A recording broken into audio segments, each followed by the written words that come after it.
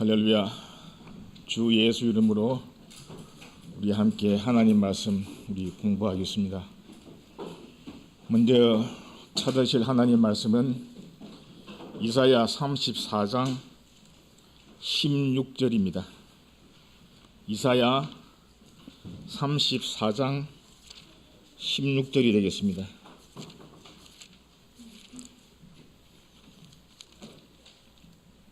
구약 성경 1006페이지입니다. 이사야 34장 16절. 모두 찾았으면 한 목소리로 읽어보도록 하겠습니다. 시작. 너희는 여호와의 책을 자세히 읽어보라. 이것들이 하나도 빠진 것이 없고 하나도 걷짝이 없는 것이 없으리니 이는 여호와의 입이 이를 명하셨고 그의 신이 이것들을 모으셨습니다. 아멘. 10월 7일 날 구약의 숲이라는 제목으로 먼저 한 절반 정도 말씀을 드렸습니다. 아무래도 구약의 숲을 전체를 한번 조망해 본다는 것이 한 시간의 시간을 가지고는 부족한 것 같아가지고 또 한 번 더 시간이 있었으면 바랬는데 오늘 이제 함께 또 공부하게 되었습니다. 유인물이 없는 분들은 나중에 일 마치시고 뒤에 있으니까 나중에 한 분씩 가져가시기 바랍니다. 지난번에 말씀드린 대로 우리가 이 성경을 읽는다는 것이 쉽고도 어렵고 어렵고도 쉽습니다. 좀 그래요. 사실은 저도 오랜 세월 동안 성경을 읽는다고 했지만은 읽으면 읽을수록 그 하나님의 말씀의 오묘함에 감동하지 않을 수가 없습니다. 여러분들 그런 경험들 하셨을 겁니다. 물론 성경을 이렇게 아주 많이 읽지 못하신 분도 계시고 또 여러 차례 읽으신 분도 계실 겁니다. 중요한 것은 성경을 많이 읽는 것이 아니라 제대로 읽는 겁니다. 방금 이사야 34장 16절에 뭐라고 했습니까? 그 앞에 보면 너희는 여호와의 책을 자세히 읽어라. 자세하다. 근성근성 대충대충 읽지 마라 이 말입니다. 물론 이제 성경을 읽는 방법이 있어가지고 통독이라는 방법, 통독 전체를 창세기부터 해가지고 요한계시록까지 쭉 읽어나가는 방법. 그것도 방법입니다. 전체의 흐름을 파악해서. 또 때로는 정독이 필요할 때도 있습니다. 처음 할 때는 그 성경이 좀 어렵게 느끼시는 분들은 정독보다는 통독을 먼저 한번 하는 것도 필요하다고 봅니다. 중요한 것은 많이 읽는 것이 중요한 것이 아니라 적게 읽더라도 하나님의 말씀을 제대로 읽으셔가지고 자기의 양식으로 삼으셔야 됩니다. 지난번 시간에는 우선 이 말씀을 드린 그 목적이 성경을 읽다 보면 특히 구약 제목이 구약의 숲인데 구약을 이래 보면 역사서가 되다 보니까 물론 역사서 외에 시가서, 예언서 등이 다 포함돼 가지고 구약이 39권으로 되어 있습니다. 특히 역사서 보면 복잡하지요. 많은 인명들, 사람 이름, 지명들 복잡합니다. 나중에 한번 돌아와서 1년이 지나고 또 읽으면 내가 전에 읽었던 곳인가 여러 차례 읽다 보면 이제 기억들이 반복해서 읽다 보면 이제 그것들이 나게 됩니다. 그래서 우리가 평소 예배 시에 강해 설교를 통해서 성경 말씀 하나하나에 대해서 충분하게 설명들을 다 들었을 믿습니다.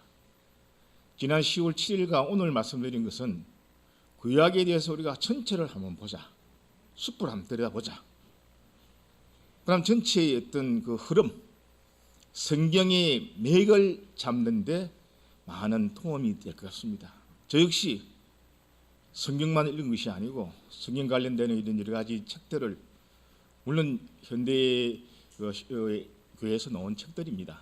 그러나 그 가운데서 신앙적인 그런 게 제되는 것은 우리가 받아들이지 않고 전체적인 공부에 필요한 부분들 이 참고가 될 것 같아서 이게 한번 현대 교회에서도 특히 성경 통독에 대해서 이런 어떤 스쿨 이런 것을 열 정도로 굉장히 마음을 써서 하고 있습니다. 그렇게 하시고 오늘은 그 이어가지고 말씀을 드립니다. 시간이 많지 않기 때문에 바로 들어갑니다. 우선 큰 시대별로 한번 올려주세요. 예, 지난번에 1분에서 5분까지 말씀을 드렸습니다. 그 인류의 역사 시작 시대 해가지고 창세기 1장에서 11장에 나타난 이야기, 그다음 이스라엘 역사 시대 400년, 창세기 이후 욥기까지, 창세기 12장에서 50장까지 욥기도 이 시대에 해당합니다. 그리고 노예 시대 하면 딱 떠오르는 것이 출애굽기지요. 애굽을 탈출하는 이야기. 그리고 광야 시대. 이스라엘 백성이 모세가 이스라엘 백성을 인솔해서 광야에서 물경 약 40년간 시간을 보낸 이야기. 그게 레위기, 민수기, 신명기까지 포함되는 그런 역사라고 보시면 됩니다. 그리고 다섯 번째 말씀하는 것이 가나안 정복 시대. 여호수아입니다. 여기까지 제가 지난번에 말씀을 드렸고 오늘은 그 이어가지고 시대가 사사시대입니다. 사사시대. 여호수아 다음에 나오는 성경이 사사기입니다. 사사라는 것은 이제 재판관, 판관 그런 의미가 있습니다. 사사시대가 약 한 350년 정도 됩니다. 350년. 여기 해당되는 것이 이제 사사기와 룻기가 되는데 사사기 중심으로 보자면 사사기는 순환의 역사입니다. 순환. 자꾸 이렇게 되풀이 되는 겁니다. 뭐가 되풀이 되느냐? 이스라엘 백성들이 타락, 죄를 지음으로 해서 타락하고 또 그에 따른 하나님의 심판이 이어지고 심판을 받고 고통을 받다 보니까 이스라엘 백성들이 하나님 앞에 회개함으로 해가지고 또 회복이 되고 타락과 심판과 회개와 회복이 반복된 시대가 바로 사사시대라고 보시면 됩니다. 사사시대 약 한 350년 되죠. 이때 이제 사사가 13명의 사사가 있다고 하는데 여러분들 우리 아동반들도 이름들이 많이 익숙한 이름이 있습니다. 기드온. 아마 아동반 예배 때 가장 또 많이 또 단골 주제가 기드온, 기드온의 칼, 기드온. 그 다음에 입다, 삼손. 거기도 많은 여사사까지 나오게 됩니다. 이 여호수아가 죽고 나서 죽음 이후 사무엘 시대의 통일왕국 전까지 활동한 겁니다. 자주 사용되는 문장이 뭐냐면 여호수아에 보면 이스라엘 백성들이 여호와의 목전에서 또 악을 행하니 죄송합니다. 오늘 안경을 바꿔 끼고 와야 되는데 제가 안경을 벗고 좀 양해해 주시기 바랍니다. 원래 저 안경이 있습니다. 그걸 안 끼고 왔네요. 이스라엘 백성들이 여호와 목전에서 또 악을 행한다. 또 악을 했다는 전에 행했다. 그런데 이것이 자꾸 반복이 사이클처럼 반복되는 것을 나오고 있습니다. 사사기를 한마디로 표현한 구절이 이제 사사기 21장 25절 끝에 가면 무슨 말씀이 나오냐면 그때 이스라엘에 왕이 없으므로 왕이 없는 시대죠. 사사시대니까 사람이 각기 자기 소견에 옳은 대로 행한다. 자기 소견. 조금 소견이라는 말이 좀 어려운 말인데 쉽게 말하면 지 뜻대로 자기 뜻대로 한다 이 말입니다. 지 생각대로 하나님의 생각이 아니고 자기 생각대로 하더라. 이게 사사기에 나오는 핵심입니다. 자기 소견이라는 것은 하나님을 도외시한 하나님은 옆으로 제껴놓고 자기 중심적인 생각을 가지고 모든 행동의 근거를 삼는다 이 말입니다. 이 사사기의 중심이 이제 주제고 그런 내용들입니다. 그럼 사사기라는 성경은 어떤 성경이냐? 여호와 말씀에 불순종해서 비참한 비극을 초래한 기사로 하나님을 배반해서 징계를 받고 또 회개하고 회복하고, 근데 회복이 됐으면 그걸로 쭉 가야 되는데 또다시 배반해요. 사사시대에 보면 여러 사사가 나오지만은 나중에 또 이제 회개하고 회복이 되면 약 그 주변 가나안 7족 그들과 전쟁에서 평화시대가 옵니다. 그럼 또 그 사사가 죽고 나면 또다시 또 배반을 하고, 이런 것이 되풀이 되는 겁니다. 이것이 반복하고 죄악의 본성에 이끌린 대로 생활한 것이 기록한 것이 사사기입니다. 사사기요. 그다음 이때 이제 사사 시대에 또 하나 성경이 이제 별도된 것이 룻기입니다. 사사기와 별도로 룻기는 아름다운 내용이죠. 우리 예배 시에 많은 분들이 이 제목을 가지고 룻기가 1장에서 4장까지밖에 아주 짧습니다. 아마 내용들은 설교를 여러 차례 들었기 때문에 그 흐름을 알 겁니다. 주인공이 누구죠?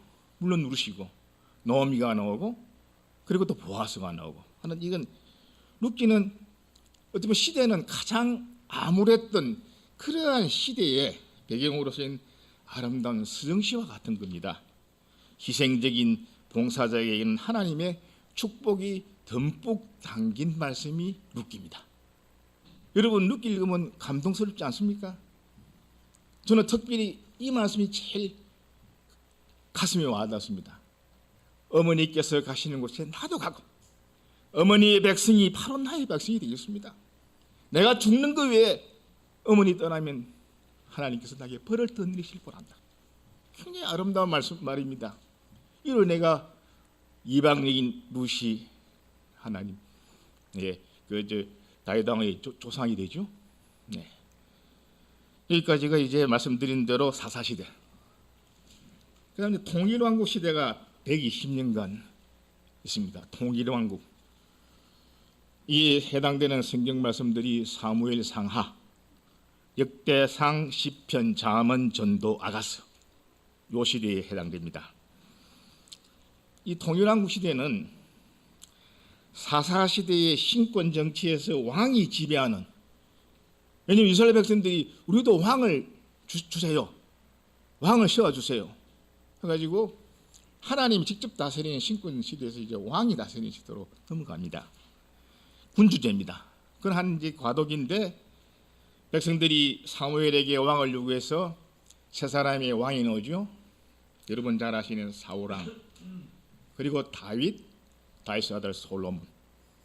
이것이 각 40년씩, 사울 40년, 다윗 40년, 솔로몬 40년.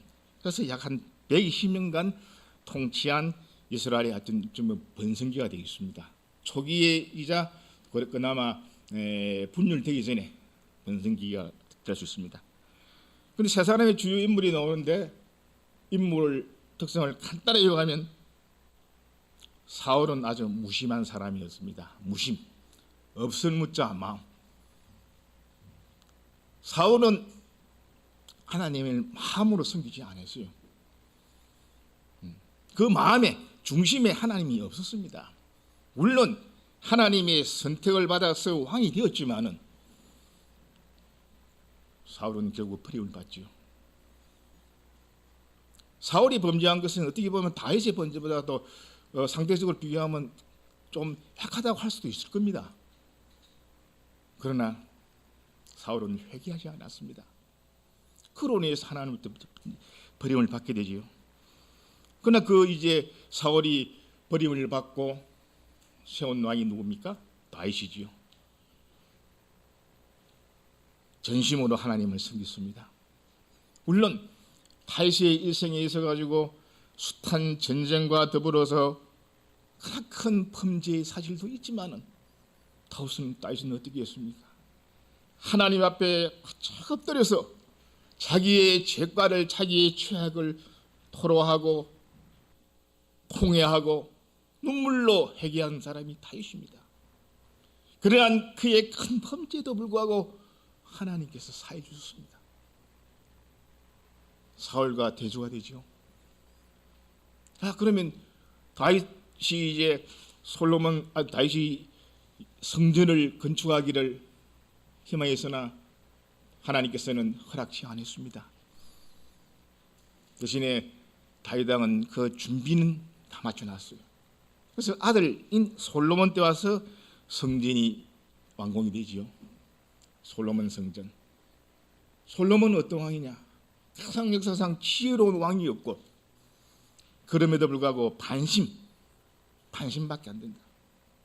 물론 초기에는 하나님께 지혜를 구했습니다. 지혜. 그래서 하나님께서는 그 마음이 가르쳐서 지혜와 더불어 가서 온갖 부와 명예를 다 주었습니다. 그러나 말년이 어떻습니까? 솔로몬은 또 타락하지요. 솔로몬이 남긴 유산은 7년간 성전 건축 7년간 했다고 나옵니다. 그리고 자신의 왕국은 13년. 그럼 한 20년간 아마 그 건축의 시간을 보냈는데, 이것이 또 나중에 하나의 또 분열의 원인이 될 내용이 나옵니다. 몇 가지가 있는데, 이 백성들 입장에서는 그 건축하다 보니까 과중한 그런 노역, 이를 사람을 동원해서 건축을 해야 되잖아요.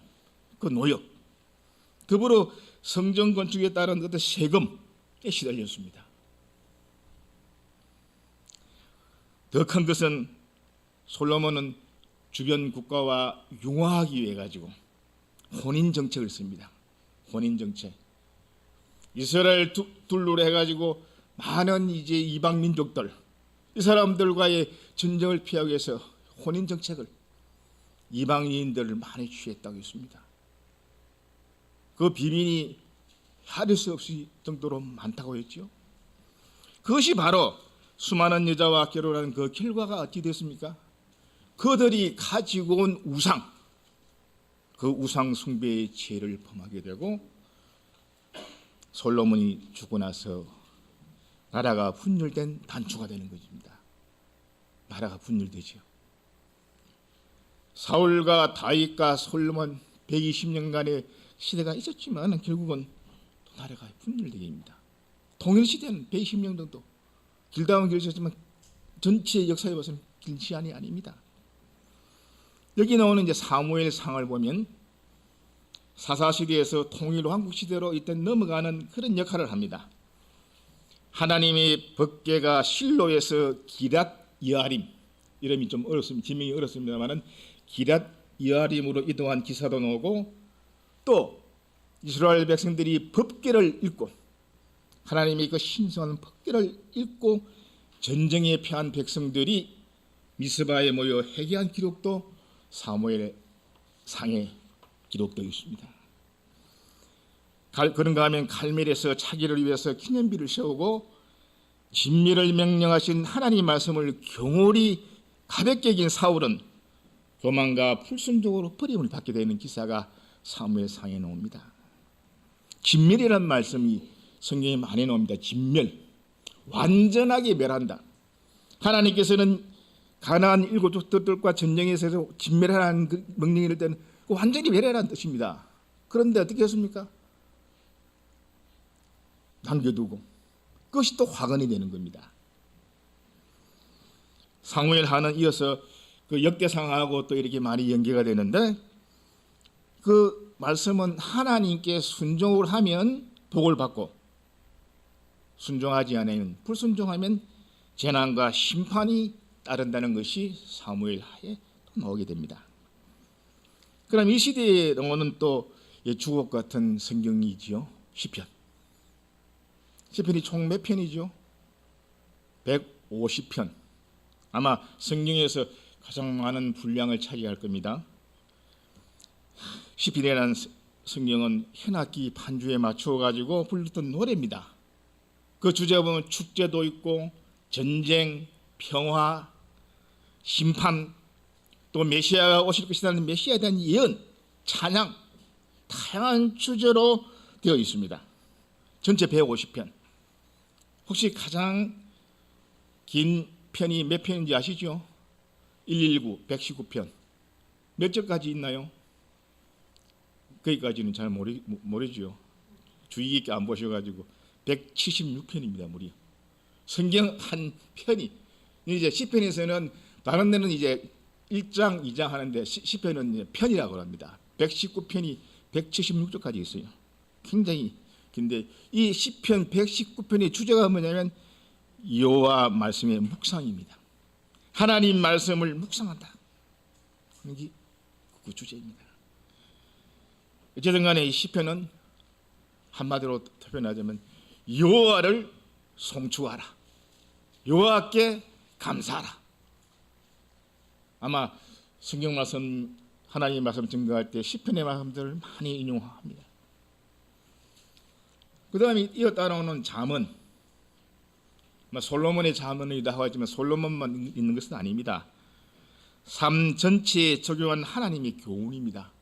우리 인생에 적용되는 하나님의 교훈의 말씀으로서 특히 핵심되는 키워드 지혜의 말씀이랍니다. 그래서 지혜의 서라, 지혜의 책이라고 합니다. 실천적인 의로움, 도덕적인 통찰력, 이로 하나님의 규범을 전제로 하고 하나님에 대한 경외, 여호와 경외, 하나님을 경외하는 것이 그 근본 토대이고 목표인 것이 잠언의 말씀입니다. 금과 옥조 같은 잠언 31장까지의 말씀을 읽으면 읽을수록 어떻게 보면 이 말씀은 매일매일 한 장씩 읽어도 좋은 것이 바로 잠언 말씀들입니다. 이거 따라오는 전도서. 전도서는 조금 좀 깊이가, 물론 하나님의 말씀이 그 깊이와 넓이에 청량할 수가 없지만은 특히 전도서는 그 깊이에 있어 가지고 철학적인 그런 오묘한 내용들이 들어 있습니다. 전도자는 이 지상에서 삶의 불공평, 참 살아간다기 불공평하다, 무수능이 있다, 외견상의 불합리함, 어리석음, 미련함, 이런 걸 통해서 삶의 참된 의미가 무엇인가, 무엇이 참된 삶인가, 그것을 구하는 설교자의 치열한 인생 탐구를 기록한 책이 전도서입니다. 전체 구조는 해 아래 사는 모든 것이 헛되다, 헛되다, 헛되고 헛되고 헛되다. 아마 전도서의 1장 1절부터 나오는 말씀이 헛되다는 말씀입니다. 결국은 이제 인생의 죽음을 맞이하는 그 시간에 한마디 한마디 헛되다는, 헛되다는 명제로 시작해서 인생의 헛됨을 그 경험과 관찰을 통해서, 이것은 그냥 지식으로서 얻어지는 것이 아니라 오랜 세월을 경험하고 관찰해 보니까 결국은 헛되구나. 그 헛돼서 어떻게 하라는 말이지? 하나님을 경외하라는 말입니다. 이 헛된 인생을 어떻게 살아야 하는가? 그 주제가 하나님 경외하라 이 말입니다. 이렇게 헛된 인생을 그렇게 헛되게 살래? 그러지 말아라. 하나님을 경외하라. 그것이 전도서의 핵심 주제가 되겠습니다. 그 뒤에 이제 아가서는 또 성격이 또 다르지요. 솔로몬이 지은 이제 연가, 은유가 풍부한 사랑의 노래입니다. 비유가 많이 되어 있어가지고 저도 읽을 때마다 어떨 땐 이해가 쉽지가 않은 내용들이 많이 있어요. 여러분들도 성경 읽다가 이해가 안 되면 그게 나보고 집착하지 마십시오. 넘어가세요. 또 언젠가 또 기도하고 또 묵상하고 2번 읽고 3번 읽고 하다 보면 또 하나님께서 깨달음을 주십니다. 그렇게 믿으십시오.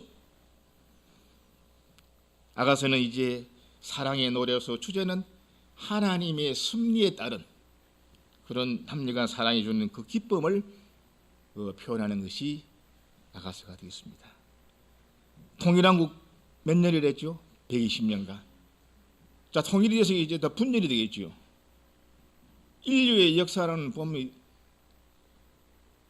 분열과 통일, 통일과 분열, 이것이 반복됩니다. 제가 중국에 관심이 많다 보니까 중국 역사를 이제 공부하면 분열된가 보면 또 통일이 되고, 통일 시대에 가다 보면 또 분열되고, 이것이 인류의 역사입니다. 성경 역사, 이스라엘 역사도 보면 이제 통일왕국 120년이 지나서 분열왕국이 약 350년간 갑니다. 분열왕국 350년간. 여기에 나오는 성경들이 열왕기상하, 열왕이니까 왕들의 기사입니다. 역대하, 역대상은 위에 있고 역대하, 역대 역사입니다. 그리고 이제 소선지서로서 여러분 잘 아시는 요나, 호세아, 아모스, 요엘, 이사야, 미가, 나훔, 오바댜, 스바냐, 예레미야, 하박국, 요 이제 분열 왕국 시대에 나오는 일이 되겠습니다.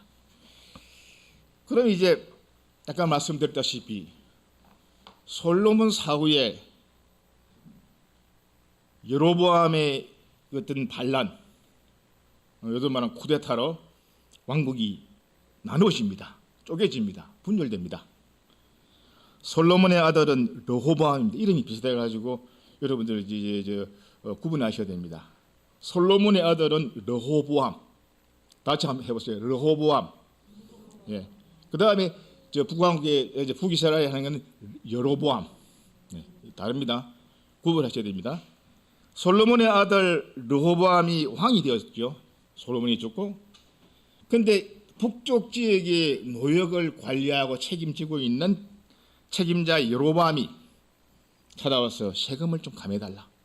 세금이 너무 과합니다. 왕이요. 좀 감해주세요. 또 노역도 너무 힘듭니다. 노역도 좀 줄여주세요. 이렇게 요구하니까 르호보암이 거부했지요. 오히려 채찍으로 다스렸잖아요. 이때 르호보암은 그 노인들의 충고, 노인들은 그렇게 그 권고를 받아들여야 했는데 들으지 않고 젊은이들의 말을 듣고 노인의 충고를 무시하고 젊은이들의 말을 받아들였죠. 그래서 오히려 채찍으로 다스렸어요. 이것이 또 원인이 돼가지고 이제 소위 나라가 분열이 됩니다.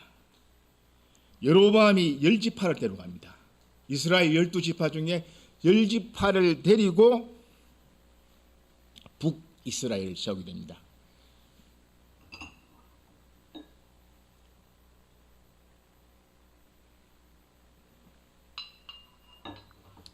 북이스라엘 세우게 되는데 수도는 사마리아입니다. 우리 사마리아인, 하여튼 사마리아 많이 나오죠. 북이스라엘의 수도가 사마리아예요. 그럼 10지파, 왕은 여로보암. 그럼 나머지 2지파를 데리고 르호보암이 유다와 베냐민 지파로서 남유다를 세웁니다. 수도는 예루살렘이고요. 자, 정리하자면 북이스라엘은 여로보암, 그 다음에 사마리아, 그렇죠? 그 다음에 르호보암은 남유다, 그리고 수도는 예루살렘. 그렇게 아시면 됩니다. 근데 이 당시 이제 많은 선지자들이 활약을 하게 되는데 그 하나같이 한 메시지가 회개하라. 백성들 회개하세요. 회개해야 됩니다. 그렇지 않으면 쫓겨나요. 그런데 이제 역사를 보면 분열 시대에 남유다의 왕이 20명이 나옵니다. 1대에서 20대까지 갔다 이야기입니다. 남유다는 20명 중 왕 중에 선한 왕이 한 4명 정도, 4사람 정도 있다고 합니다. 물론 그 차이는 좀 있겠죠. 북이스라엘은 19명의 왕이 있었지만 선한 왕이 하나도 없었다고 했습니다. 전부 악한 왕이. 성경 말씀이 표현은 여로보암의 길로 갔다 그랬습니다. 그래서 선한 왕이 하나도 없었어요. 대표적인 인물이 있죠. 아합, 그리고 이세벨. 근데 이제 아까 말씀드린 대로 조금 전 말씀드린 남유다에는 우리가 완전하지는 못하지만 그나마 선한 왕으로서 히스기야, 요시야 왕, 이런 왕은 다윗의 길로 갔다는 건 긍정적인 평가를 받고 있습니다. 남왕국과 북왕국, 남유다와 북이스라엘의 이 왕들이 있어가지고 그 성경을 보면 차례차례로 이렇게 대조하면서 나오는데 여기 읽다 보면 많이 복잡하지요. 이게 거기 같고 많이 헷갈립니다. 여러 차례 자꾸 읽다 보면 이제 어느 정도 이제 맥이 잡힐 것입니다. 그다음 열왕기상 이 어떤 그 관련 가치 짝을 볼 수 있는 그 역대하로 되는데, 분열되는 나라 북이스라엘 열왕들이 불순종, 하나같이 불순종의 그 어떤 열전을 싣고 있습니다. 그 나라가 분열된 것은 솔로몬 시대에 예언되었습니다. 이미 예언되어 있는 겁니다. 그 아들 로보암 때의 현실이었죠. 사울과 다윗과 그리고 솔로몬 모두 가장 번성했을 때, 가장 나라가 번성했을 때 자신을 위해서 뭔가를 한 것이 오히려 교만으로 올무가 된 겁니다. 여기도 교훈이 있습니다. 나라가 번성하고 강성해지고 잘 나가면 소위 말해서 망조가 오는 겁니다. 망할 조짐이 오는 겁니다. 인류의 역사도 이렇게, 하나님의 성경의 역사도 이렇게 있듯이 인류에서도 보면 가장 잘 나갈 때 위험한 겁니다. 여기서 우리 개인 각 사람에게 적용시키면 사람이 잘 나가게 되면 마음이 어떻게 되죠? 마음이 푸르집니다. 여기서 여러분 반에 저도 마찬가지고 누구나 다 사람의 그 약점입니다. 어렵고 힘들 때는 오로지 하나님만을 섬겨한다, 하나님께 매달리고 하나님을 오직 중심으로 사는데,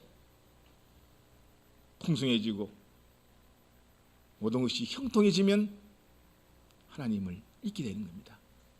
그게 이제 위험성이 있는 겁니다. 이 나라도 마찬가지였어요. 말씀드린 대로 사울, 다윗 그리고 솔로몬 시대 얼마나 번성했습니까? 이때 결국은 그 교만으로 해서 올무가 된 겁니다. 금송아지 제단을 만든 여로보암은 북쪽에 위치한 단, 북쪽의 단이라고 합니다. 단이란 지명, 그리고 유다 국경 쪽 베델의 신당을 임의로 지었죠. 그 다 죄악입니다. 이어서 열왕기하는 국가나 개인의 흥망성쇠, 흥하고 망하고 이런 흥망성쇠가 하나님 말씀에 얼마나 순종하느냐, 하나님 말씀에 얼마나 순종하느냐에 달려있는 것을 보여주고 있습니다.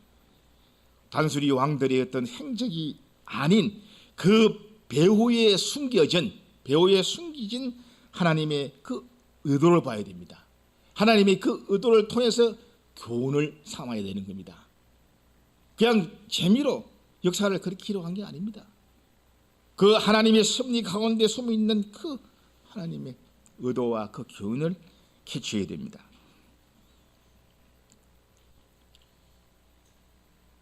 북이스라엘 그 선지자 중에 호세아가 나오죠. 호세아는 애국과 동맹을 맺고 아수르에 대항하다가, 호세아는 죄송합니다, 선지자가 아니고 이 당시에 나오는 왕의 이름입니다. 애국과 동맹을 맺고 아수르에 대항하다가 BC 722년 북이스라엘이 먼저 망합니다. BC는 숫자가 높은 것이 먼저입니다. 예수님 전이니까. BC 722년에 어느 나라한테 망하죠? 아시리아한테 멸망합니다. 남한국은 북이스라엘보다 조금 더 오래 갔습니다. 136년간 더 갑니다. 그래서 남한국 시드기야는 하나님의 심판 메시지를 전했다는 이유로 당시의 선지자인 예레미야를 이제 박해하고 핍박하고, 이후 BC 586년에 이때는 바벨론에게 멸망하게 됩니다. 북이스라엘, 남유다 모두 다 이제 멸망하죠. 내가 이스라엘을 물리친 것 같이 유다도 내 앞에서 물리치시며, 하나님 말씀처럼 하나님 뜻보다도 스스로의 교만과 탐욕에 사로잡혀 패역한 행위로 멸망을 자초한 분열의 왕국의 역사를 통해서 우리는 많은 교훈을 받아야 됩니다. 이때 나오는 이제 그 여러 선지자들이 많이 나오는데 하나하나 간단하게 말씀드리겠습니다. 요나서도 역시 설교 주제로서 많이 인용되었습니다. 요나는 이스라엘이 하나님과의 특별한 관계를 맺고 있다고 해서 하나님을 독점할 수 없다는 그 교훈을 줍니다. 무슨 말이냐면 이스라엘 백성들만의 하나님이 아니다. 하나님은 온 인류의 하나님이 되는 거다. 요나는 자기 생각으로 하나님의 뜻을 제안했습니다. 하나님께서 어디로 가랬지요? 니느웨 성으로 와서 외쳐라. 반대로 다시스로 가지요. 이스라엘을 통해서 세상을 구원하겠다는 하나님의 그 의도와 사랑을 읽지 못했습니다. 이것이 요나서에 나온 내용들이 핵심입니다. 이어서 호세아는 남편을 버리고 끊임없이 위대한 아내를 통해서 주 하나님과 백성과의 관계를 설명하는 그런 책으로 기다리고 또 기다리는 하나님의 사랑을 배우게 된 것이 호세아입니다. 하나님이 가만 기다려 주신다는 거죠. 하나님의 그 참을성 인내심이라는 것은 이루 말할 수가 없습니다. 아모스, 공의와 정의를 노래한 책. 공의롭다, 정의롭다 노래한 성경으로서 여기 보면 환상이 5개 나옵니다. 메뚜기 재앙, 불의 재앙, 그리고 다림줄 재앙, 여름 과일 광주리 재앙, 범죄한 나라의 재앙, 이런 5가지 재앙들이 기록되어 있습니다. 당시에 이 번영이라는 것은 물질주의, 도덕적 타락을 불러왔고 빈익빈 부익부, 가난한 사람은 흥빈없이 가난하고 부한 사람은 너무 부하고 부의 양극화, 이런 의미에서 백성들의 불만이 높았다. 이 아모스가 오늘날 현재 시대가 그대로 역사가 재현되고 있는 겁니다. 오래전 역사서의 성경의 말씀이지만 지금도 똑같이 재현되고 있는 것이 바로 하나님 말씀입니다. 요엘서 여호와의 날이라는 그 주제가 되어야 됩니다. 여호와의 날, 하나님 백성에게 다가오는 심판을 경고하고 또 심판을 촉구했습니다. 이것이 요엘서고, 그리고 이사야. 여러분들 이사야가 또 이제 성경이 상당히 깁니다. 이사야서가 성경이 66권이 있어서 이사야서가 66장까지 되어 있습니다. 그래서 이사야는 남유다는 조금 전 말씀드린 대로 아수르가 아닌, 아시리아가 아닌 바벨론에서 핀패한 것을 예언한 것이 이사야에 나옵니다. 전반부 1장에서 39장은 어떻게 되어 있냐면 강력한 심판의 의조. 이 심판이라는 것은 이스라엘만이 아니고 거의 북이스라엘이나 남유다뿐만이 아닌 주변 국가들, 애굽, 오늘날 이집트, 에돔은 누구의 자손이죠? 에서의 자손들. 모압과 암몬, 시돈, 두로, 주변 국가들의 그 멸망들이 여기에 다 이제 예언되어 있습니다. 후반 부분을 보면 이제 전반부와 조금 다르게 의조가 부드러운 소망의 의조로서 죄로 인한 심판과 함께 장차 오실 메시아를 예언한 구원의 책이 바로 이사야서입니다. 미가의 그 원래는 의미는 이렇다고 합니다. 누가 여호와와 같으신가? 이스라엘 백성의 죄에 대한 심판과 구원에 대한 소망을 동시에 주고 있습니다. 참된 구원은 메시아께서 오심으로 인해 가지고 온전하게 이루어지는 것을 예언하는 것이 미가서입니다. 나훔. 이 이름의 뜻은 평안 혹은 위로라는 그런 뜻이 있습니다. 여기 보면 아까 이제 요나 시대 니느웨 성에가 외치할 때 그 니느웨가 이제 멸망한다는 메시지가 나옵니다. 잔혹한 아수르 아래서 고통받던 유대인들에게 평안을 준다. 그리고 나중에 니느웨는 피해 도성이 되죠. 오바댜. 구약 성경 중에 특히 이방 나라인 에돔을 향해서 심판을 선포한 선지서입니다. 에돔 왕국 혹은 이두메아라고 합니다. 이두메아라고도 이야기합니다. 이스라엘과 이 갈등이 이미 성경에 보면 야곱과 에서와 야곱 태중에서 이래서 다투었다 했지요. 에서의 자손들이 에돔. 이스라엘 갈등이 깊은 나라로서 교만하고 폭력적이고 약탈을 일삼았다고 했습니다. 좀 빨리 진행이 되겠습니다. 스바냐, 유다 히스기야 왕의 정손입니다. 스바냐는 히스기야 정손으로서 왕족 출신 선지자입니다. 여호와의 심판의 날과 구원의 날, 심판과 구원의 날이라는 상반된 주제가 대조됩니다. 예언의 핵심은 여호와의 날이다 이렇게 되어 있습니다.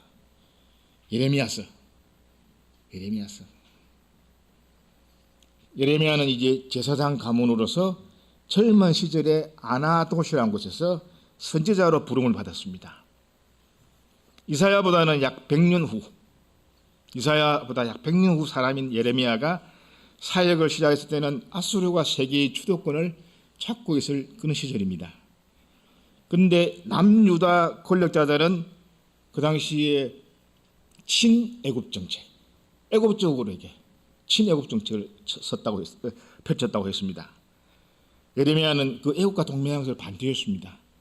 그로 인해 가지고 이제 미움을 사게 되고 또 이렇게 갇히게 되고 그러죠. 핵심 다리는 민족의 타락. 이스라엘 민족이 여호와께 등을 돌리고 우상 숭배하는 인도자를 추종했습니다. 예레미야의 짐은 진실한 회개를 촉구하고 하나님의 심판을 선포하고 하나님의 최종 목적은 너희를 구원하실 것이니 소망 중에서 인내하라. 예레미야서에 나옵니다. 하박국 이름 좀 특이하죠. 하나님께 이 따지듯이 질문한 책입니다. 예언자의 불평의 소리로 시작됩니다. 사회의 불의에 대해서 타락한 위정자에 대해서 신랄하게 비판합니다. 하나님이 따지듯이 묻습니다. 나라가 왜 이 모양입니까? 하나님께 대한 믿음과 신뢰를 가지며 하나님이 이끄는 결과 믿고 신뢰로 자신을 채우라고 하는 것이, 그래서 이제 하박국서 2장 4절은 의인은 무엇으로 살리라? 믿음으로 살리라는 구절이 하박국 2장 4절에 나오게 됩니다. 시간에서 성경은 찾지는 않겠습니다. 그 다음에 9번째 포로시대. 약 이제 90년간 내는데 예레미야 애가 에스겔 다니엘서가 해당됩니다. 말씀드렸지요. 북이스라엘은 BC 722년 아수르의 살만 에셀 왕에게 멸망합니다.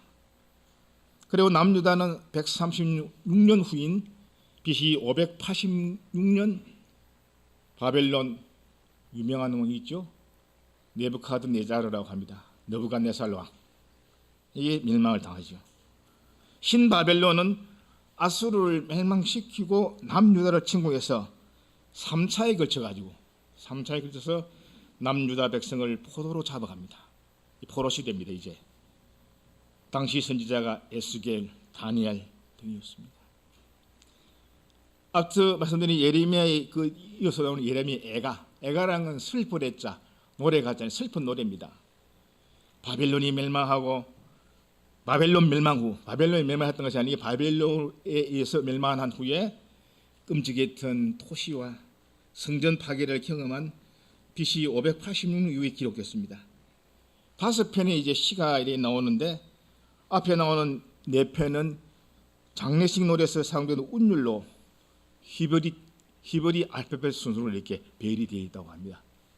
오늘 제가 잘 몰라서 그거는 그렇게 되어 있다고 하니까 그렇게 믿고 있습니다. 에스겔서, 또 에스겔 읽으면 상당히 어렵습니다. 에스겔서 여러분도 아마 느낄 겁니다. 굉장히 처음부터 예언의 말씀이기 때문에 에스겔은 부시의 아들로서 제사장 가문 출신이고 유다 백성이 유배지에 있는 이유가 우상 숭배와 불순종의 결과였다. 묵시 문화입니다. 묵시. 예언서라 이 말입니다. 꿈과 환상을 통해서 하나님의 구원의 역사를 말한 것이 에스겔서입니다. 에스겔 33장 11절에 이런 말씀이 있습니다. 악인이 죽는 것을 기뻐하지 않고 오히려 돌이켜 떠나 사는 것을 기뻐한다. 악인이 죽는 것을 기뻐하지 않는다. 회개해야 됩니다 하는 그런 메시지가 나옵니다. 다니엘서가 또 읽으면 상당히 재미가 있습니다. 그 역사에 보면 여러 가지 쫙 사실들이 많이 나오는데 아마 아동반 예배에 많이 이용되는 그 성경이 다니엘서입니다. 바벨론 1차 침입할 때 바벨론에 끌려가 궁중에서 생활한 그 다니엘과 다니엘의 세 친구가 나오죠. 다니엘이 나중에 느부갓네살의 꿈을 해몽해서 총리가 되고 그 보면 황금으로 된 머리 바벨론을 상징하고 그 다음에 이제 은으로 된 팔과 가슴 메데바사 미디아 페르시아 그 다음에 나오는 것이 동으로 된 넓적다리 그리스 말입니다. 그리스 알렉산더가 이제 뒤로 나오고 그 다음 철로 된 다리 로마 나중에 떠인 돌이 나오죠. 하나님 나라 아까 예표한다고 그렇게 되어 있습니다. 여기서 보면 이제 다니엘서는 이미 실현된 이상 실현된 꿈이 있는가 하면 앞으로 곧 속히 실현될 이상도 여기에 나와 있습니다. 끝으로 이제 기국시대 바벨론 포로 시대가 70년간 그걸 바벨론 유수라 그럽니다. 유수란 말은 포로라 이 말입니다. 70년 후에 이제 기국시대가 93년간 나오는데 바벨론이 이제 어느 나라에 망하지요? 바사 페르시아한테 멸망합니다. 바사 왕인 고레스 영어로서 키루스라고 하는데 키루스 성경 세상 역사하고 매치가 다 되는 겁니다. 이것이 이게 거짓일 리가 없다. 진실되다는 그 의미입니다. 바사 왕 고레스의 칙령에 따라서 3차에 걸쳐 기구합니다. BC 606년부터 해가지고 1차는 스룹바벨이 70년의 성전을 재건하는 등이 나오고 이때 여러분이 잘 아는 에스더가 나옵니다. 에스더. 그리고 유대민을 멸족에서 교훈시킨 것이 에스더고 2차는 학사인 학사 에스라입니다. 에스라가 백성들의 영적 부흥을 주도한 것. 3차 귀환은 느헤미야 시대. 느헤미야가 회파된 성벽을 52일 만에 또 재건한. 에스라서는 그렇습니다. 그 사독의 계보로 있는 아론의 직계 후손입니다. 에스라는 사독이 나중에 신약에 오면 뭔지 아십니까? 사도계인이 그 사독입니다. 사독 직계 후손이고 히브리 원문 70인역에서는 에스라서와 느헤미야서가 한 권으로 되어 있답니다. 에스라서 느헤미야서가 한 권으로 되어 있다고 해요. 근데 이제 분리된 거지만은 16년 동안 중단되었던 성전 건축이 다리오 왕 때 재개되어서 4년 만에 즉 1차 포로 귀환하고 20년 만에 성전이 다시 이제 완공됩니다. 귀환하서 한 후에 에스라는 말씀으로 심령을 재건하면서 말씀 부흥과 회개 운동을 실시했다고 합니다. 에스라 7장 10절에 유명한 말씀이 있죠. 제가 또 가장 좋아하는 말씀 중에 하나입니다. 말씀을 그대로 읽어보면 에스라가 여호와의 율법을 연구하며 준행하며 율례와 규례를 이스라엘 백성에게 가르치기로 결심하였더라. 에스라 7장 10절 유명한 말씀입니다. 에스더 좀 전에 말씀드렸죠. 왕후지요. 이때 이제 페르시아 아하수에로 왕 때 BC 483년에서 473년에 일어난 사건인데 중심 인물이 에스더, 모르드게, 하만 나옵니다. 그런데 이 하만이 유대민족 전체를 이제 멸하라는 그런 업무를 꾸미죠. 그러나 하나님께서는 에스더와 모르드게를 통해서 구출하게 됩니다. 민족을 구원한 것입니다. 이게 또 유명한 말씀이 나왔습니다. 모르드게가 에스더에게 말합니다. 네가 왕후의 자리에 간 것이 왜 가 있는지 잘 생각해봐라. 에스더가 이야기합니다. 내가 죽으면 죽으리라.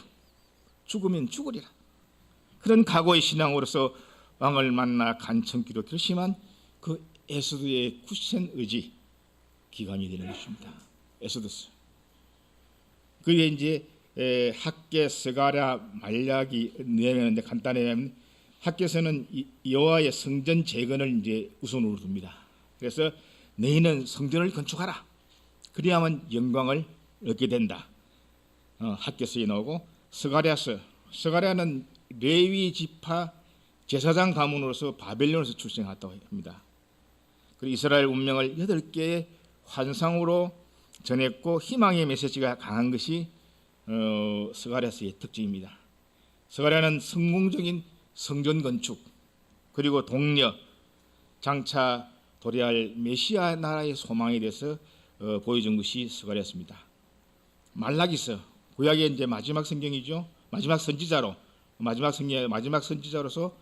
부패한 제사장들의 불결한 그 죄악들, 일반 백성 사이에서 전통적으로 내놓은 어떤 사악한 풍속, 거짓된 평안에 있던 병든 백성들의 심판을 선포한 것이 말라기서입니다. 너희의 사모하는 바 언약의 사자가 임할 것이다. 말라기 3장 1절. 마지막으로 느헤미야서. 우리 성경상의 순서는 이제 구약성경에 말라기가 제일 끝에 있지만 사실은 제일 뒤에서 인 책이 느헤미야서라고 그랬죠. 느헤미야는 에스라와 동시대 사람입니다. 여러 반대에도 불구하고 성벽 재건을 50일 만에 마무리했고 성벽과 성전을 재건한 공동체의 개혁, 그리고 회복에서 강조합니다. 에스라는 유다의 종교적 회복에, 느헤미야는 유다의 정치, 지리적인 회복에 초점을 맞추고 있습니다. 그래서 느헤미야 2장 17절에 보면 예루살렘 성전을 중건하여 수치를 받지 말자. 끝으로 우리 성경 말씀 하나 찾겠습니다. 시간이 많이 갔습니다만은 한 말씀 찾아서 우리 함께 읽고 마치도록 하겠습니다. 신명기 6장 4절에서 9절입니다. 신명기 6장 4절에서 9절까지 말씀입니다.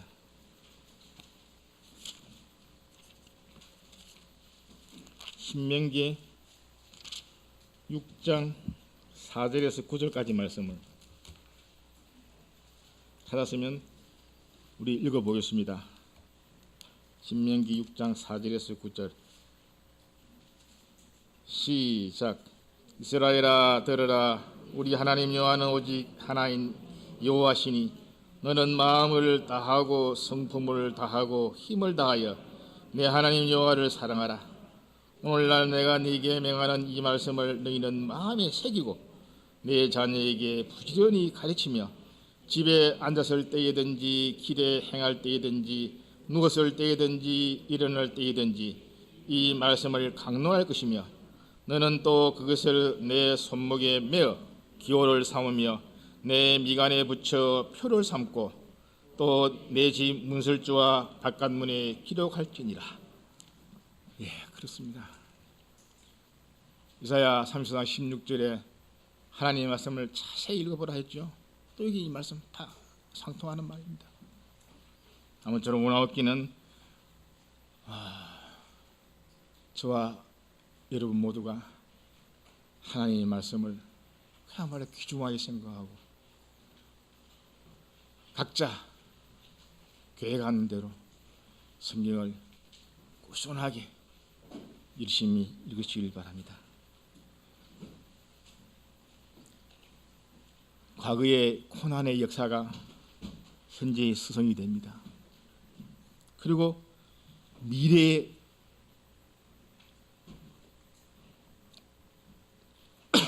거울이 되는 그런 교훈의 말씀입니다. 아무쪼록 우리는 성경 말씀을 소중하게 생각하시기를 원합니다. 죄송합니다. 시간을 너무 많이 가가지고 찬송을 생략하고 우리 기도하겠습니다. 우리 모두가 하나님의 말씀을 항상 이제 사모하면서 기도와 말씀 가운데 하나님을 섬기는 우리가 되게 하여 주시옵기를 함께 기도하시겠습니다.